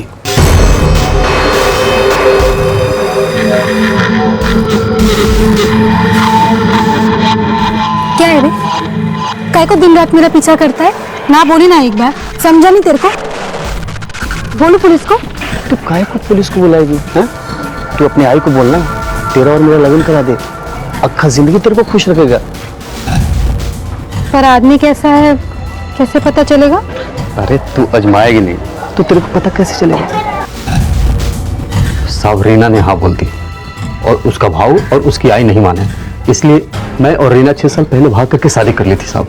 रीना का भाई भी है? साहब, उसका भाई क्या, उसकी भाभी भी है, लेकिन उन लोगों को तो ना रीना की कुछ परवाह थी और ना आई की। तुझे तो पड़ी थी ना रीना की, तो फिर वो जब प्रेग्नेंट थी तो पनवेल क्यों गई? साहब, मुझे क्या पता साहब, वो तो मुझे 1 साल पहले छोड़ के चली गई थी। उसके पेट में 5 महीने का बच्चा था। किसका बच्चा था वो? साहब, वो बच्चा मेरा नहीं है साहब, वो सोम का है साहब। ये सोम कौन है?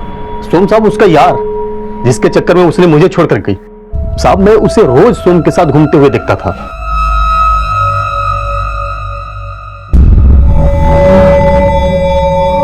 ये सोम रहता कहाँ? सोम का एक रेस्टोरेंट है साहब, नगरदास रोड पे। सोम के रेस्टोरेंट का नाम, रीना जिस घर पर भाड़े पे रहती थी उसका पता और उसके भाई के घर का पता सब लिखवाओ। ठीक है सर।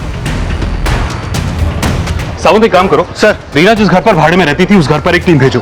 हो सकता है कि रीना की मां वहां पर मिल जाए। तब तक हम सोम और रीना की बहन से मिलते हैं। Okay sir.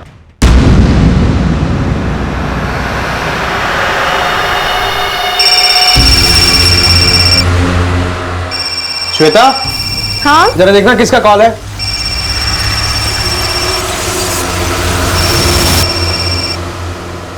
हेलो हेलो, किसका फोन था? पता नहीं किसका था, जैसे ही उठाया वैसे ही काट दिया।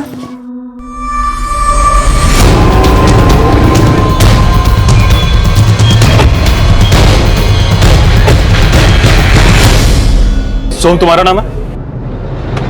हाँ सर। बोलिए। रीना को जानते हो? सर, आप उस बेवड़े की बात पर यकीन कर रहे हो? सर, 1 नंबर का घटिया और नालायक इंसान है वो। हमेशा शक करता था रीना को, इसीलिए रीना ने उसको छोड़ दिया था। मगर तुम तो मिलते थे रीना से, हो सकता है कि पंकज का शक सही हो और वो बच्चा तुम्हारा ही हो।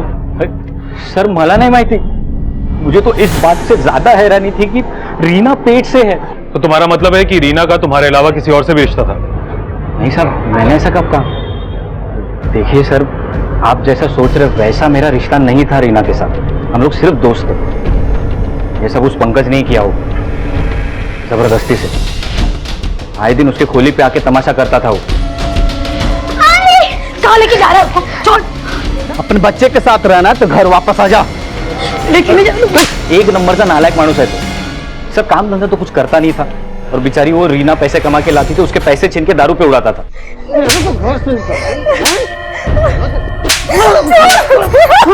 रीना मुझसे अपना हर दुखड़ा रोती थी सर। कितने टाइम से जानते हो तुम रीना को? सर बचपन से जानता था मैं उसको। रीना का भाई राकेश मेरा दोस्त है। इनफैक्ट राकेश मेरी और रीना की शादी भी कराने वाला था, लेकिन इसके पहले ही पंकज के साथ वो भाग गई।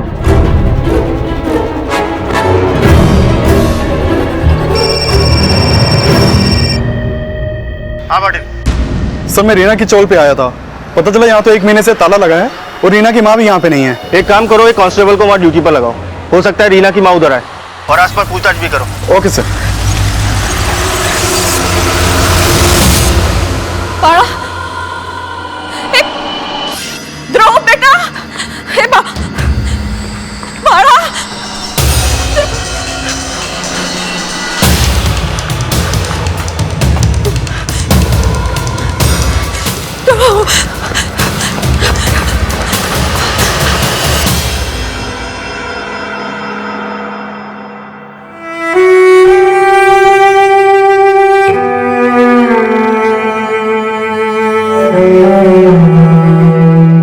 आई देख, कॉन्वेंट स्कूल है वो का। इधर ना बड़ा बड़ा सेठ लोग के बच्चे लोग आते हैं पढ़ने के लिए। तो देखना एक दिन मेरा ध्रुव भी इधर ही पढ़ेगा।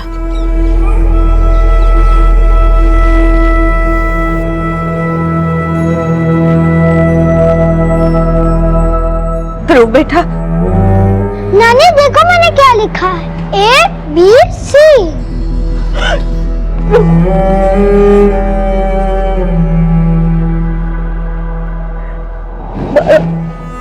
भला माफ कर, मेरी वजह से तुझे ये सब तकलीफ हो रही है ना।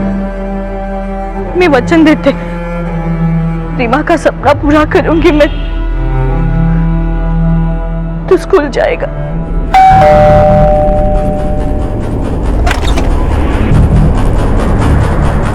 रीना का भाई राकेश यही रहता है? क्या? रीना का मर्डर? ये कैसे हो सकता है साहब? ऐसा हो चुका है, लेकिन तुम्हारी आई ने तुम्हें बताया नहीं। वो तो रीना के साथ ही रहती थी ना? नहीं साहब, कुछ नहीं बताया मेरी आई ने। वैसे कई महीनों से मैं मेरी आई से बात नहीं कर रहा और ना ही रीना से। क्यों, कोई झगड़ा हुआ? मेरी उनसे बनती नहीं थी। मैं रीना की शादी सोम के साथ कराना चाहता था, उसकी मम्मी ने भी करने वाला था मैं, लेकिन वो उस पंकज के साथ भाग गई। हाँ, मगर पंकज ने तो कहा कि वो 1 साल पहले ही पंकज को छोड़कर चली गई थी। हाँ सर, वो पंकज को छोड़ के आई थी। तू तो बोली थी पंकज तुझे बहुत खुश रखेगा, अब पता चला?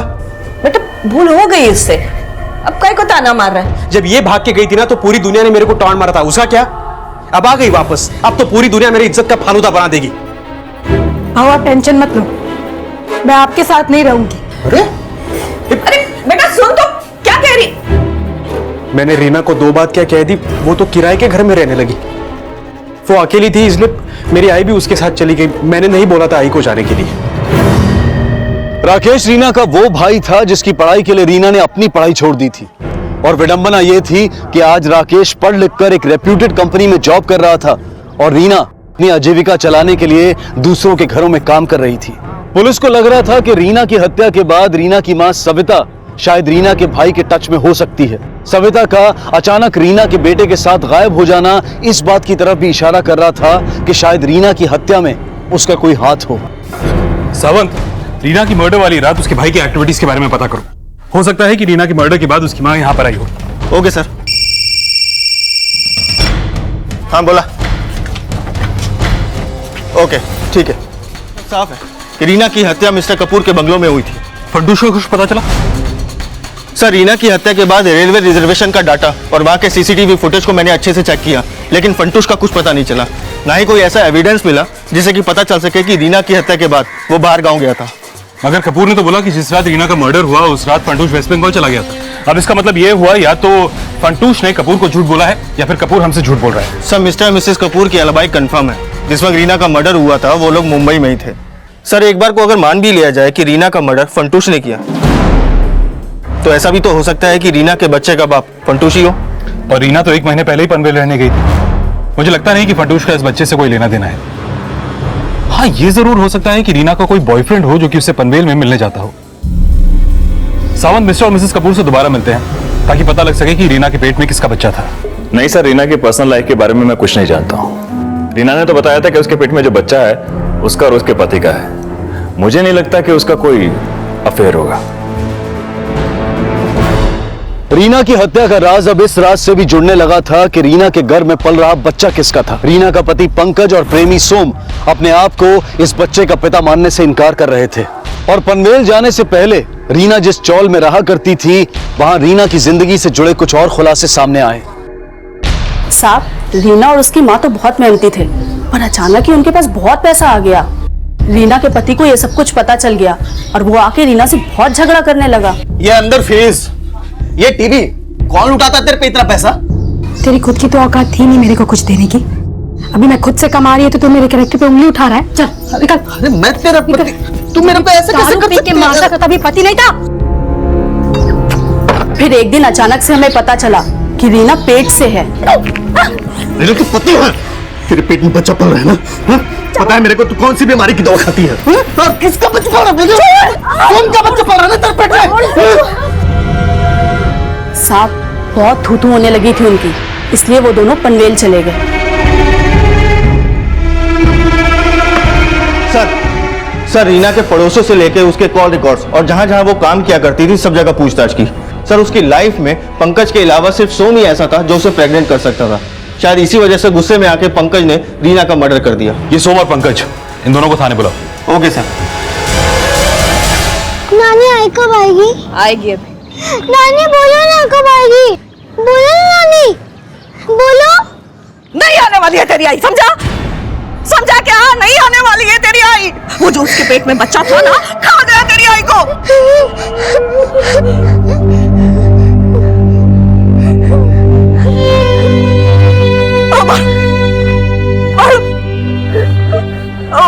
माफ कर वाला, माफ कर। बच्चा नहीं, बेच तेरी आई को।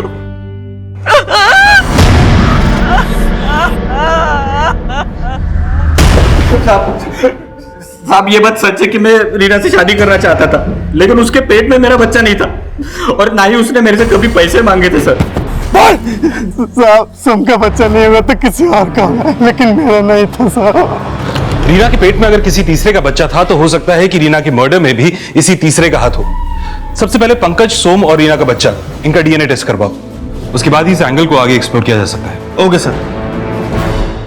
पुलिस ने जब पंकज और सोम का डीएनए रीना के गर्भ में पल रहे बच्चे के साथ मैच करके देखा तो यह साफ हो गया कि वो बच्चा उनका नहीं था। लेकिन वो बच्चा किसका था? क्या रीना की हत्या का जिम्मेदार वो शख्स था जिसका वो बच्चा था? फिलहाल उस बच्चे के पिता के बारे में कोई लीड नहीं मिल रही थी, लेकिन रीना की हत्या में सोम और पंकज का हाथ होने का संदेह अब भी बरकरार था। सर, माना कि बच्चा पंकज और सोम दोनों का ही नहीं है, लेकिन दोनों के पास स्ट्रॉन्ग मोटिव है रीना को मारने का, क्योंकि रीना की प्रेगनेंसी से दोनों को प्रॉब्लम थी। लेकिन सावंत, ये भी तो पता चले कि रीना के पेट में जो बच्चा था वो किसका था और ये फंटूश कहां गायब हो गया। और इस सब में रीना की मां की क्या भूमिका है? और वो उस दिन पुलिस स्टेशन आई तो हमसे मिलके क्यों नहीं गई? सावंत, रीना के मर्डर की कहानी तब तक साफ नहीं हो सकती जब तक फंटूश और रीना की मां हमारे हाथ नहीं लगते। कुछ भी करके इनको ढूंढना ही होगा। Okay sir.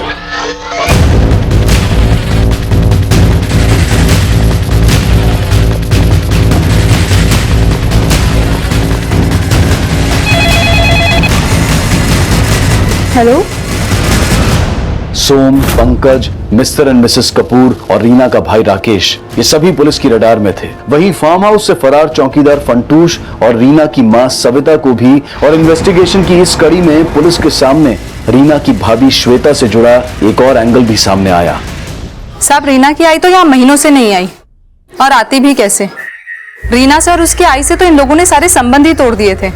वो बेचारी माँ बेटी अपना पेट भरने के लिए लोगों के घर पे झाड़ू पोछा किया करती थी। साहब, इन लोगों से तो ये बात भी बर्दाश्त नहीं होती थी। क्या हुआ? मूड क्यों ऑफ है तुम्हारा? मूड खराब नहीं होगा तो क्या होगा? तुम्हें पता पिंकी जहाँ ट्यूशन पढ़ती है, तुम्हारी माँ वहाँ पे काम करने जाती है, और सबके सामने उन्होंने मुझे बहू कह के बुला लिया। कितनी बेइज्जती होती है तुम्हें क्या पता? इतना ही बुरा लगता था तो अपने पति को कहकर उन्हें घर पे क्यों नहीं रख लिया? सर, हमने कोशिश की थी पर उन लोगों में बहुत अकड़ थी सर। आई, समझने की कोशिश कर। जब कोई मुझे कहता है ना कि तुम्हारी आई और बहन काम वाली बाई है, तो अच्छा नहीं लगता। आप भूल गए भाऊ कि मैंने और आई ने लोगों का झाड़ू कटका करके ही आपको पढ़ाया है। आप जो हो ना आज, वैसी मैं भी बन सकती थी, पर आई ने मेरी पढ़ाई छुड़ाई ताकि तुम पढ़ सको। आपको प्रॉब्लम है ना, तो बोलो कैसे पालूं अपना और ध्रुव का पेट? देखो, मैं थोड़ी बहुत पैसे की मदद कर सकता हूँ, बस ये काम छोड़ दो। छत तो दे नहीं पाए आप, पैसे अपने पास ही रखो, भाभी के काम आएंगे। चले। और सर फिर हमको पता चला कि रीना प्रेग्नेंट है। उसके बाद क्या तुम लोगों से बर्दाश्त नहीं हुआ तो रीना को मार दिया? हाँ? नहीं सर, हमने ऐसा कुछ नहीं किया, और हम भला ऐसा क्यों करेंगे? हाँ, उसके बाद हमने रीना से बातचीत करना बंद कर दिया। पुलिस रीना की जिंदगी से जुड़े हर शख्स को खंगाल रही थी और जल्द ही पुलिस को चौकीदार फंटूश का एक स्ट्रॉन्ग लीड मिला। सर, फंटूश जो मोबाइल यूज किया करता था उसका IMEI नंबर एक्टिव हुआ है। उसके फोन में कोई दूसरा सिम डाला गया है जो कि सतारा में एक्टिव है। फौरन सतारा पुलिस से कांटेक्ट करो और इस नंबर को सर्वेलेंस पे डालो। Okay sir. और काफी मशक्कत के बाद आखिरकार फंटूश पुलिस के हाथ लग गया। बोलेगा? नहीं बोलेगा तू अभी? सच बोलेगा? बोलेगा ना सच? बोलेगा साहब। बोल, रीना को क्यों मारा? मैंने नहीं मारा रीना को। उस रात जब मैं बांग्लो में पहुंचा ना, रीना को मारा नहीं तो फिर भागा क्यों? वो मेरे को कापुर साहब बोला था कि भाग जाओ उधर से।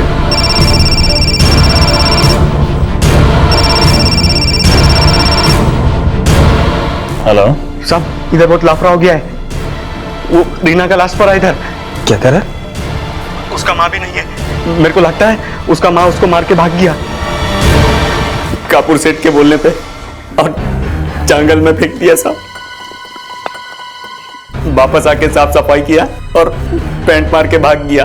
मेरे को कापुर साहब ही बोला था कि सिम निकाल के फेंक दे। सर, आपको कोई गलत? चलिए चलिए।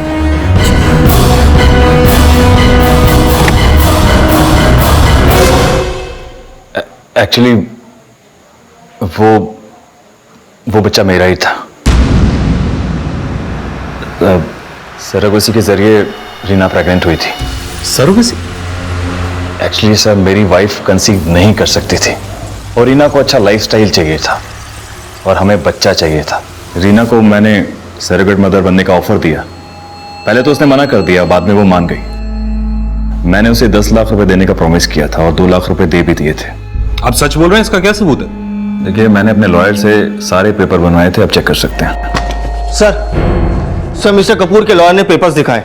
सर, रीना अपनी मर्जी से सरोगेट मदर बनी थी। उसने NDA भी साइन किया था, जिसके मुताबिक वो ये बात कभी डिस्क्लोज नहीं करेगी कि उसके पेट में जो बच्चा पल रहा था वो मिस्टर कपूर का था।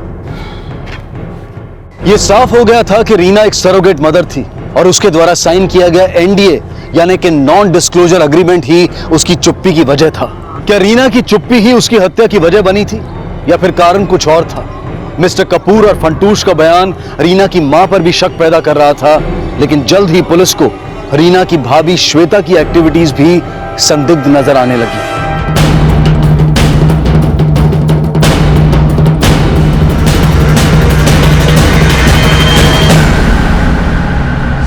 सर रीना की भाभी श्वेता, सर पिछले 5 दिनों में वो बैंक से काफी पैसे निकाल चुकी है, पूरे 10 लाख। 10 लाख रुपए? इतने पैसे का क्या करने वाली हो? बुला के पूछ लेते हैं सर। नहीं साहब, फिलहाल उस पर नजर रखो। देखो कि वो ये पैसा किसी को देने वाली है या खुद खर्च करने वाली है, और उसके मोबाइल फोन और लैंडलाइन को सर्वेलेंस पर डालो। Okay sir. हेलो प्रशांत, की फाइल लेकर तुम हेडक्वार्टर्स जाओ। सर, रीना के भाई के घर के लैंडलाइन पर चेंबूर के एक पीसीओ से कॉल आया था। वो फोन टैप हो चुका है। सर, वो फोन रीना की मां ने किया था। सर, रीना की मां ने श्वेता को चेंबूर बुलाया। सर श्वेता अभी भी एक बैग लेके घर से निकली है। दामले उसके पीछे गया है।